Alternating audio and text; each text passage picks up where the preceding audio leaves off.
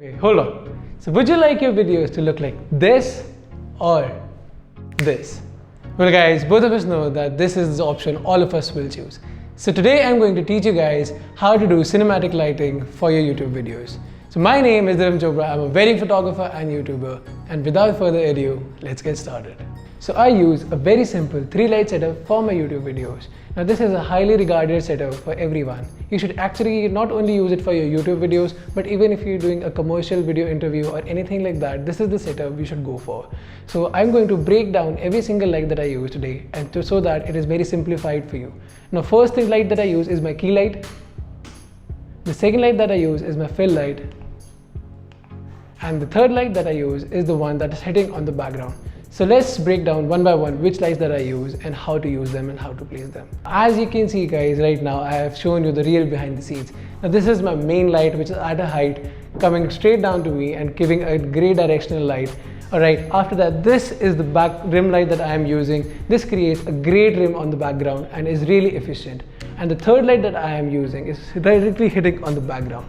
Now let's just zoom in again. Alright, now isn't this looks great, doesn't it? So now that you know where I keep my lights, I'm going to tell you which lights that I use and also why I place them that they are there. Okay, so firstly I use a Simpex ring light which costs about 3500 rupees. You can easily buy it from Amazon, link will be in the bio. So I keep it at 45 degrees of angle so that it gives a great directional light. The second reason that I keep it so high is because you will notice that if I put my head up, you will notice that you can see the ring light really hard on my glasses, which doesn't really look much appealing. So that is why I just keep it at a height so that when I look at the camera, it is really, it gives a flatter ring light and is really efficient. Number 2 is the rim light.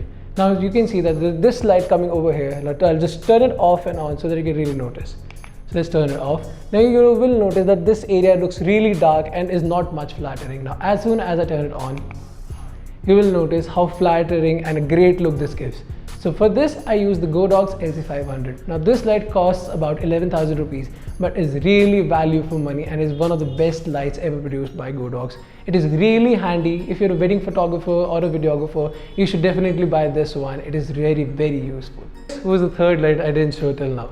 Well, honestly, this was a light lying around in my studio which was got unnoticed for so long. I just tried fusing it. Now, as you can see right now in the background, it really doesn't create much of a separation between me and the background and it really looks dull.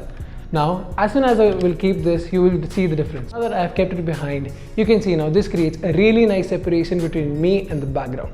One little suggestion that I will give you guys is always buy a backdrop. I have a complete dedicated video on which is the cheapest and best quality backdrop that you can use, and I definitely recommend them. Also, so guys, this were my 3 lights that I use for my YouTube channel. If you like the video, do remember to like, share and subscribe to my channel. You guys means a lot. Thanks a lot.